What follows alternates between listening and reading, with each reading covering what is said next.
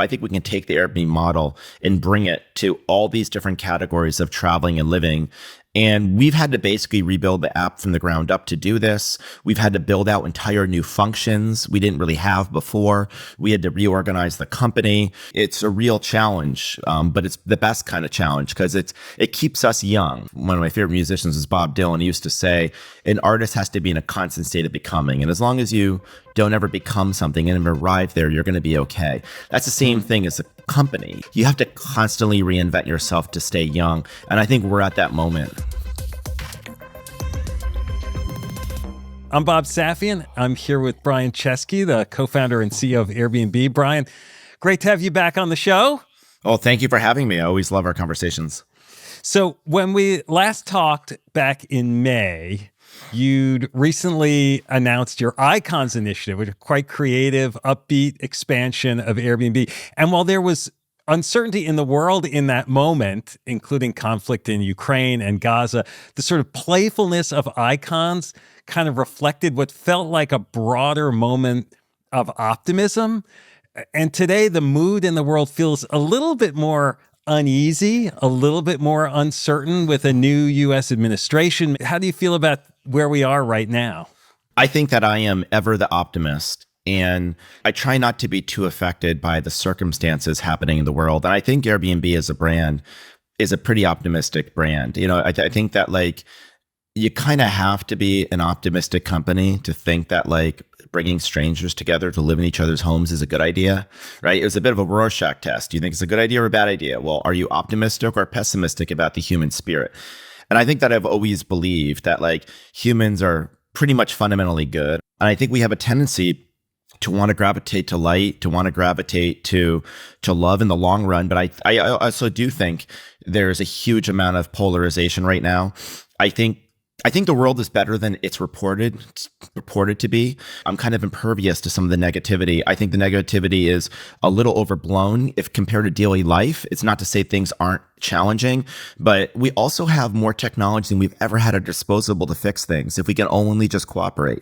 And I think cooperation is going to require, in a sense, an optimism. It's going to require us believing other people optimistic circumstances about them so we can work together to actually fix problems. And I worry that a negative mindset becomes a self-reinforcing kind of prophecy. A bunch of your tech peers chose to attend the inauguration. Elon Musk, Jeff Bezos, Mark Zuckerberg, Tim Cook. You weren't part of that.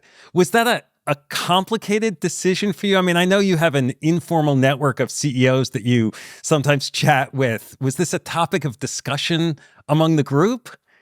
I think Airbnb is a little different. I think these really large tech companies are very much regulated at the national level. And what happens at the national level from a policy standpoint, I think has potentially very large ramifications on these platforms. Airbnb, we have to deal with a lot of laws and regulations, but most of our laws and most of our regulations are at the city level and the state level. And so most of what we need to do is being focused on, working with stakeholders in 100,000 cities. And so we work really closely with policymakers.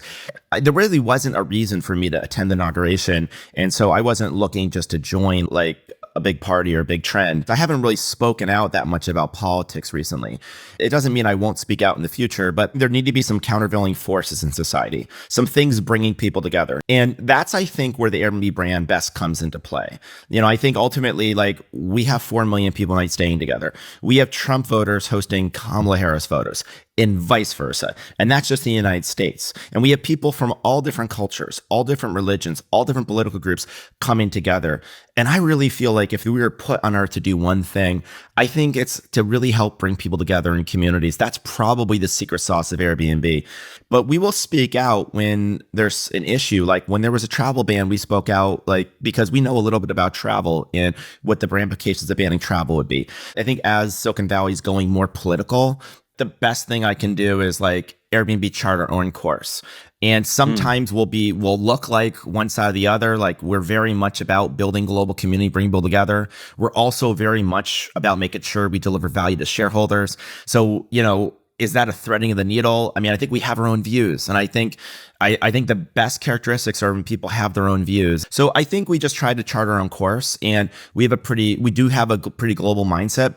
It's because we have a global view. We run a global business. Airbnb's been used more than 2 billion times. We're, I think, in more countries than Coca-Cola. We're truly distributed in every geography in the world.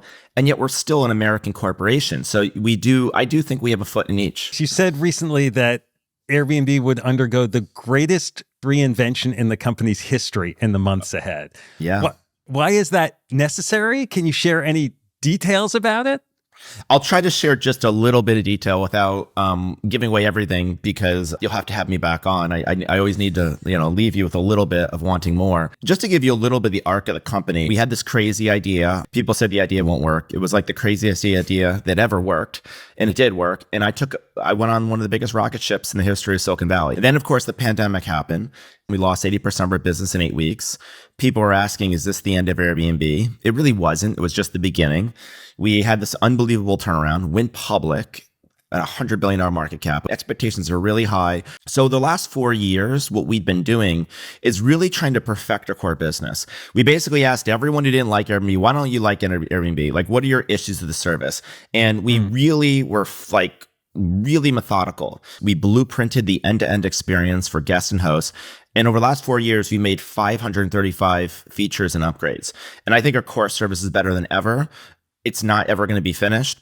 It's kind of like if you want to build a skyscraper and you're a 4-story building, you can't just keep building new floors. At some point, you need to rebuild the foundation so you can hold more floors.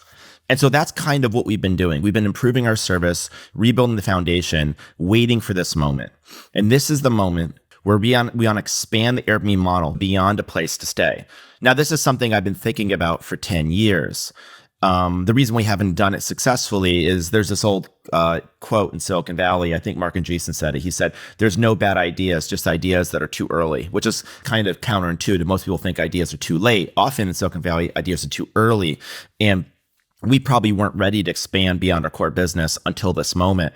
I think we can take the Airbnb model and bring it to all these different categories of traveling and living. And we've had to basically rebuild the app from the ground up to do this. We've had to build out entire new functions we didn't really have before. We had to reorganize the company. We had to become much more collaborative. It's very rare to get out of your groove at this age. It's kind of like later in life learning a new language or something. It's a real challenge, but it's the best kind of challenge because it keeps us young, keeps us from becoming a big old company by having to fundamentally change and reinvent who we are. And is this reinvention like extension of what you're doing now? Like, I know you talked to me previously about exploring an AI native interface that you've been doing with Johnny Ive, the legendary Apple designer. Like, is that the kind of thing you're talking about? Or is this something that's like going to blow my mind the same way the original Airbnb made people think like, oh, that's never going to work? I don't want to overpromise. So that second, it's going to blow your mind. I hope some people say it doesn't work. There was somebody once told me in the early days of Airbnb, don't worry about people stealing your idea. If it's any good, everyone will dismiss it. So if no one thinks it won't work, then I probably didn't swing hard enough for the fences. I really do want to keep launching things where the audience is a little divided. People are like, yeah, this seems like a really good idea, but it seems a little bit crazy. And oh, that's too crazy to work. And that kind of knows maybe you're on the frontier. And if no one reacts that way, then maybe we weren't quite bold enough. But I think it's so much bigger than just AI. I don't want to say just AI, but I think everyone's doing that. I think AI is kind of more of an inevitability. Here's the simple way I describe AI. You have the compute, the chips. There's a lot of development around the chips, and GPUs seem to be powering this whole movement. The new Deepseek model may or may not even need to use those GPUs. Maybe you can use cheaper GPUs. And then you've got a lot of development around the models. Obviously you have OpenAI's model, Google's model, Meta's model. Now, obviously there's some really powerful open source models, including Deepseek. And it seems like at those two layers, the chip and the model, there's been a lot of innovation. But if you think of the models as infrastructure, like a highway, the cars in the highway are like the applications. What do I do with these highways? Can I drive on them? What kind of car can I get? And you could think of those as the applications. Well, here's a simple test. Take your phone and just look at your home screen. Look at the apps in your home screen. And then ask yourself a simple question. How many of those apps have fundamentally changed because of this generative AI? Now, you might have ChatGPT on your home screen. That's a native AI app. You might have other native AI apps, but most apps, including Airbnb, is not fundamentally different. And so to bring AI, generative AI, to applications to actually improve our day-to-day lives, we are still not decades away, obviously, but we're more than months away. I don't think Airbnb is behind other companies, and this is still going to play out over multiple years for us. And I think we're definitely like one of the companies that I think is in the forefront of like, what is the interface paradigm for AI after multi-touch? Or how do you get the most out of a multi-touch, right? And I think also how you tune the models for very specific use cases. I do not think there's going to be one AI chatbot or chat agent to rule them all. I think some people think it's like Google search, there's one thing that rules them all. I don't think that. I think it'd be more like the App Store. There's a different thing for each, like a different tool for a different job. But timing wise, it's a little early even to know what kind of car to build. I think that like if I were to predict it, I think over the next like couple years, you're going to see a lot of interesting innovation at application level. But like, I don't think we've seen much yet. Unless somebody's about to launch something any month now that is going to just change the world, that's possible. But notwithstanding that, probably not. So to answer your question, I think what we're going to be doing is something even more fundamental than using the latest and greatest of AI technology, which I think, by the way, could still be huge for us because like everyone's saying the future of AI is agentic. Agentic means agent. Customer service agents, concierge, travel agents are kind of the iconic type of agents people think of. So Airbnb, of course, would be an inevitably interesting place for AI. But I think that there's something even more fundamental, which is in the late 90s, Amazon was just a bookseller. And eventually they started selling DVDs and CDs when people used to buy those. And then they started selling electronics. And then they started selling like outdoor equipment and kitchen utensils and appliances and then clothing. Eventually Amazon sold everything. They really went from books to all of retail. And I think that we are about to go through a similar transformation where we go from short-term stays, typically an Airbnb house that you book for under a week, average is about 5 to 6 nights, to long-term stays, to then a bunch of services and a bunch of experiences and everything you need to travel and live anywhere around the world. And I think there's literally, hundreds of different verticals that one could go into. We probably won't go into all of them. But that's really what we're talking about. It's really about like abstracting the Airbnb platform to be able to go into more things than just housing. And to me, that would be the most revolutionary thing we did. But you must have to make tough choices in this, like a one-stop shop. It could sound like sort of a less focused, more catch-all business where you're in all kinds of things, right? Because you have this community and customer base that you can leverage and introduce to different kinds of experiences and tools. You can't go into everything, though. Yeah. So the governor is like, 3 things. Number 1, you can't do everything well at once. You have to focus. You have to pick. Number 2, you can only do things you can do well. We can't do everything well. We only should do things where there's a reason we do it. We track the number of devices that access Airbnb. That number is 1.6 billion a year. So 1.6 billion devices a year, which could easily, if the average person uses 2 devices, means 800 million, close to 1 billion people are using Airbnb every year. Think about that. That's a very big number. Now, we have enough traffic. We could just slap our logo on something that's not any better than anyone else's product and it would sell some. But we don't want to do that. If we put our logo on something, it's because there's something different, something better, something more authentic, higher quality, easier to book. So the first thing is we can't do everything at once well. Number 2, we should only do things we can do well and do differentiated. And the third is I think Airbnb is known for user interface and great design and creating a really simple experience. And so everything has to be coherent and cohesive. People use Airbnb to travel. And eventually they'll probably use Airbnb in their own city, but they'll probably use it to explore their community. And so if we were to think about that as a workflow, like going on a trip, moving somewhere for a month, that is a coherent way to keep the interface really simple and really cross-selling different things in a way that would make sense to a customer. So those are, I guess, our big principles. No, that makes sense. I mean, you and I have talked before about physical experiences and Airbnb wanting to be more connected to those. But I know like there have been rumors for years about like an Airbnb airline. I can rule out an Airbnb airline in this decade. Right. So, like it's still going to be primarily for you a a virtual engagement, but allowing people to engage more in the physical world as a result. Yeah. And I think the thing that like icons did for us is, we built those spaces and we're probably going to, not build a lot of things. Like the things we build are probably going to be mostly marketing promotions just because, if we have 4 million guests a night and each stay is like $500,000 like per bedroom, you're looking at like $2 trillion per night per real estate. Like, so the numbers get like really big very, very quickly. But I do think there's something between like, okay, we have no responsibility for the stay. It's an open marketplace or we have limited responsibility. And okay, we built this house. I think there's something in between. And I think the in between where we're going to take Airbnb is managing the quality. Like we're going to verify things. We're going to create a quality seal of approval that's above and beyond our rating system. And when you see this, you're going to say, okay, like we vetted this. We stand behind this. We have a guarantee of quality of this. And I think Airbnb going from an open marketplace to a marketplace that's known for excellence and quality, I think that's the other vector. And at the same time, I mean, you mentioned this over 500 product changes in the core product. You're still going to keep tweaking and moving that product forward? Yep, the core business is still like, we're going to eventually reinvent our core business too. We're going to eventually reinvent that. because I think one of the things that's happening is as we go into these new verticals, we're kind of looking at our core business with fresh eyes.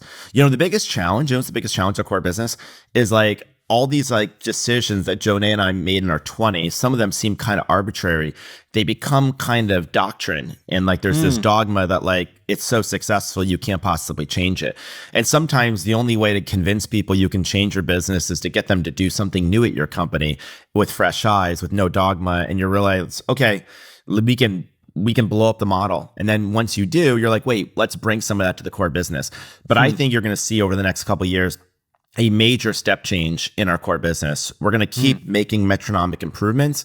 And then, just like we do a big release this year, we're going to do one again next year and the year after. You're going to see some pretty big improvements to the core business. You recently launched a co-host network to pair hosts with property managers. There were a number of people that are very interested in hosting, but the number one issue people have is they say, I don't have time to host. But we found these other people that are really good hosts in Airbnb. And they told us they wanted to expand, but they don't have the real estate. So we thought, what if we built a marketplace where we found people that want to put their real homes on Airbnb and we match them with people that want to host those homes. We now have 15,000 co-hosts that if you go on Airbnb, you can find somebody who can manage your property for you and welcome the guests. Now, these are the best hosts on Airbnbs. The average rating is significantly higher than the average. We really want to help people understand that Airbnb is going to become an ecosystem. I don't blame somebody for saying you're kind of the same thing you were 17 years ago. It's kind of the same idea. It's expanded. It's much more refined.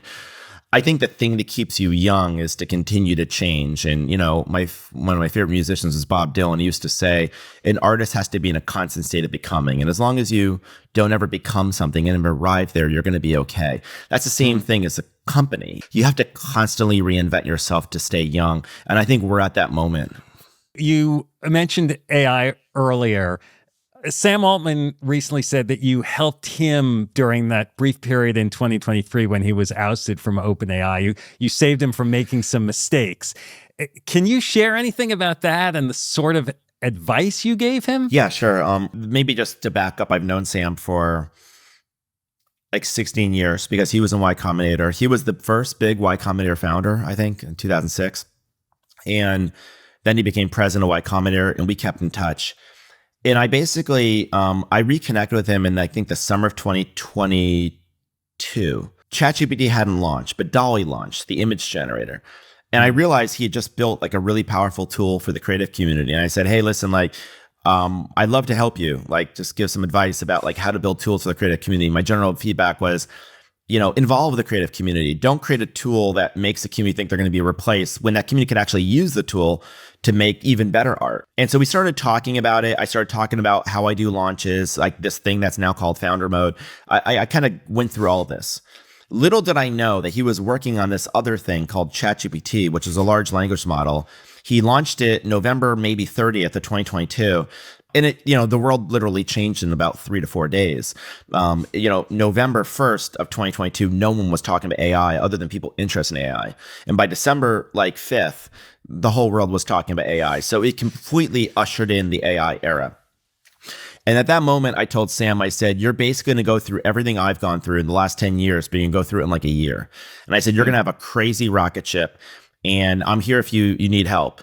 And at that point, we started meeting every couple of weeks or something. And I was just giving him advice, and I kind of gave him advice from hiring and how you scale and building out your brand and your product and your design, kind of everything that wasn't the core research and technology. So I'm giving him advice. Everything seems fine. And then it's the next November, I think it was. And I got a text on my phone. I'm in a WhatsApp group, and everyone said, oh, did you hear the news? Sam was fired from OpenAI. And I'm like, fired? And I texted Sam. I'm like, what the hell is going on? I was one of the first people who responded to, and he said, so brutal, I was fired. I don't really know why I was fired. And I was like, you don't know why you were fired, but you were fired and it was made public immediately. And then the circumstances got even fishier, because I was told that Microsoft was only given a 15 or 30 minute heads up. There was no actual investigation, and that Greg Brockman, the other co-founder, was removed from the board immediately. And I said, okay, I don't know what happened, but you deserve a fair process. And I kind of just helped him with what to do over the next 3 to 4 days. I gave him, quite a bit of advice on PR. I basically told him you have to do 2 things. Tell them what you know and don't know. Don't point fingers at anyone. Don't blame anyone. Just tell them what you know and don't know. And the fact that you don't really know you're fired, just say that. Just say this is what I know and this is what I don't know. And then say just the most important thing, it's just turn your attention to the employees and really making sure they're taken care of and the company's taken care of. And I think ultimately, I think he was going to do all this anyway, but I think the way he handled it, I think the employees really rallied to his side. I think the board obviously eventually realized, an AI company without AI talent isn't really a company. There's nothing other than the talent at that company, and that they were all going to vote together and go together somewhere. We thought they were going to reinstate Sam, but instead they announced an interim CEO named Emmett Shear. Emmett Shear actually turned out to be somebody I knew, another mentor of mine from the early days. And so Emmett, I, and some others were able to work in the background just to basically get the board talking to Sam and just having a healthy dialogue. And so I think essentially what we did was help bring everyone to the table and just to realize this is an internet treasure. This is one of the most important companies in the world, ever in Silicon Valley, that's ushering in this AI gold rush. But it also, we have to set a good example of Silicon Valley. We want to show that founders are protected to some extent, to at least fair processes. We don't want to invite, more board activism. And we really want to make sure that this really important company is held together, because the world really needs its innovation and advancement. And, people way beyond me were able to find a resolution. I was just trying to be a helpful person. I have no official role in OpenAI. I just tried to keep a company together. I always wanted to, and at the end of the whole thing, Sam asked me how can I repay you? And I told him what Ron Conway and some other people told me when I wanted to repay them for helping me. They said, pass it forward. And that's what I told him. I said, I'm not asking for anything other than pass it on to the next generation. Yeah. Yeah, it really was a wild sequence. Nobody really understood what was going on. No, it was completely crazy. And I think because it was so sudden, I think people assumed there was something incredibly nefarious that had happened. And I asked the questions, and I asked Sam, I asked Greg, and I chose to believe them. And I think the board did eventually do an independent investigation, and they corroborated what my suspicion was, which was there were not grounds for termination. And I do think it's really important that boards have healthy governing processes, and there is a sense of due process. And if a board ever thinks there's an issue, the CEO, it's really important they have a healthy, open dialogue, and the CEO isn't really blindsided.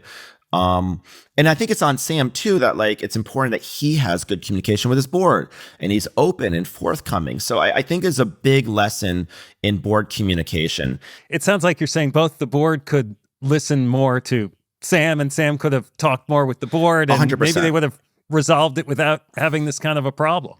Yeah, and I think that it was this esoteric, peculiar situation where it was founded as a nonprofit, and I'm not an expert in this, but it probably in hindsight should not have been created as a nonprofit, because I mean, there's a reason why like most innovation is created by for-profit companies because the best people want equity. They want to get paid really well.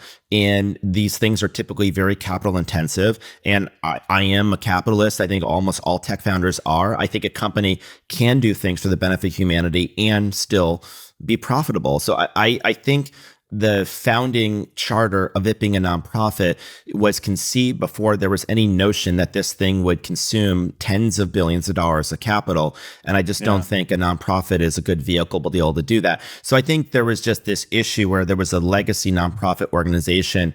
And I think that was just not set up to do what they're trying to do today, even though I think it was a very noble mission. And I think it probably ran its course. I'm going to change gears just a little bit. You talked recently about the fallacy of autonomy when it comes to the workplace, that you don't think most employees want autonomy, but you've also stressed the importance of empowering employees. So I just want to ask you sort of what's the difference when you say this between autonomy and empowerment?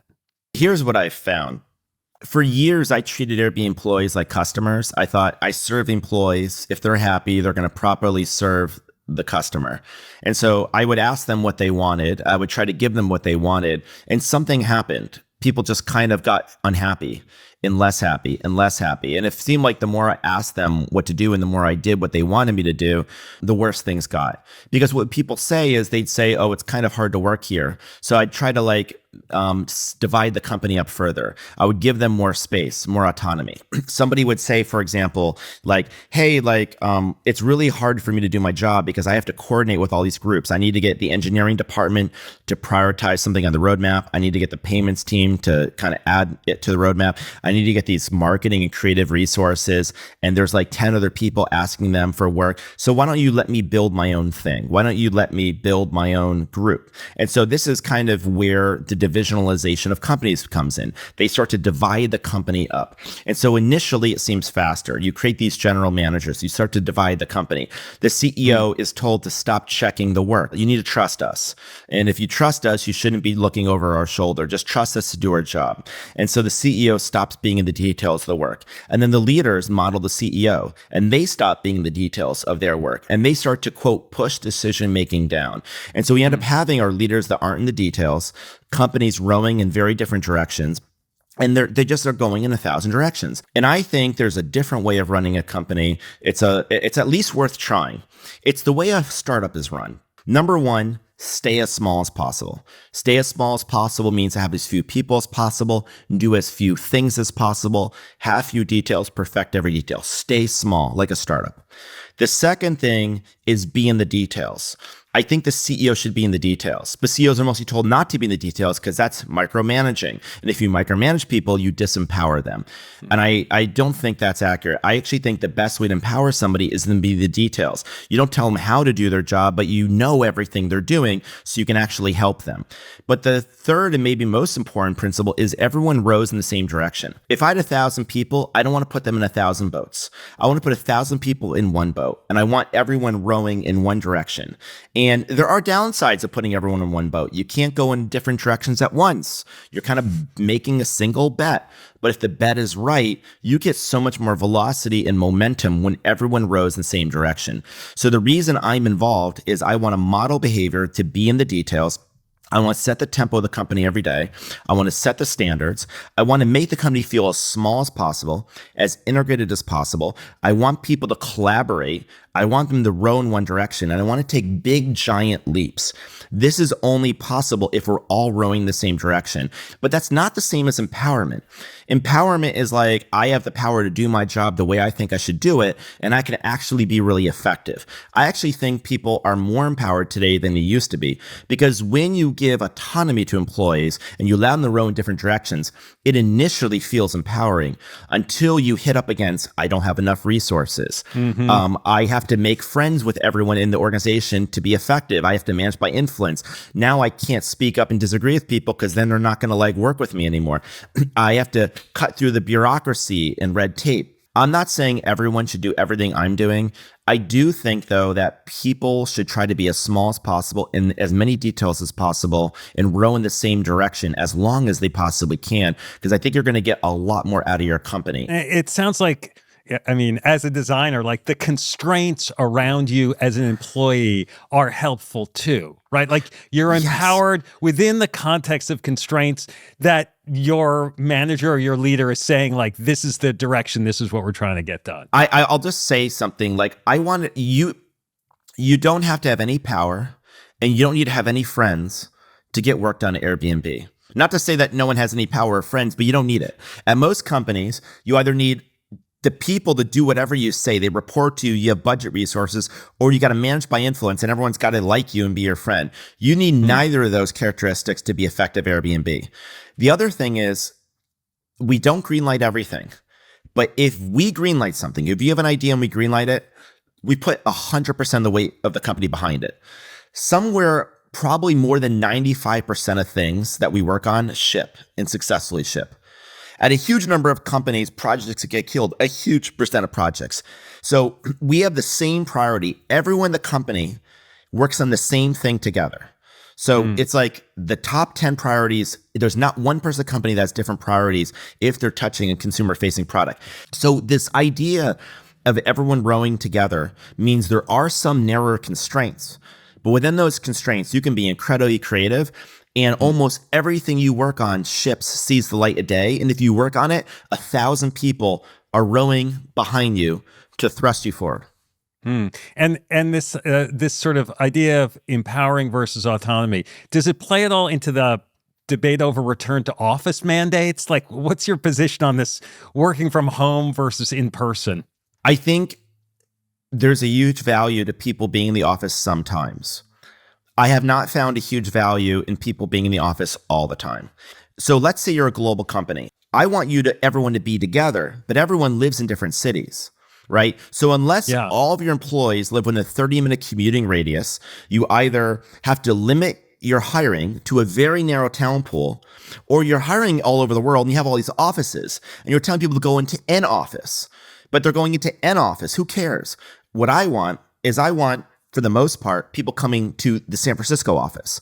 But I can't get everyone to move here to San Francisco, and I can't get them to fly here every week. So I have a simple rule that, like, we basically ask people to come to San Francisco 1 week a month. And some people come for just 2 or 3 days. Some people come for the full week. And so now all these people in different offices come to the office, the San Francisco office. And the reason they're coming to the office is I'm not worrying about how much work they're getting done. We have really rigorous milestones. We have really rigorous performance management. If you want a team to work harder, don't make them come to the office. Give them a crazy deadline and check on their progress every week. That's how you get them to work harder, not by being in the office. I don't care where you are. So we treat the return to office as we have these gathering weeks. It's typically a week a month where we coordinate everyone being together, and that's for collaboration. But mostly we have a flexible policy where you come in a week a month and otherwise we're flexible. And this allows us to not make a trade-off of where our employees are. And I think the 1 week we are in office, it's superior to the other companies where people are in different offices, right? All of our leaders are in the same office. They're not in different offices. And the flying everybody all over the world to come to San Francisco, the cost of that is offset by the real estate savings that we have by needing a smaller footprint because people aren't coming in 5 days a week, thousands of people, and it is worth it. And it might even be more worth it than the old cost. You know, if this new model was more expensive than the old model, it still might be superior because I think the output for us is superior. But my understanding is this is still on balance more affordable. And remember, we do have a critical mass of people in San Francisco. We're just really flying those that aren't in San Francisco. Well, Brian, this has been great. I hope we can keep talking about this journey. I can't wait to see where it comes. Well, thank you very much, Bob. I can't wait to take you on this journey.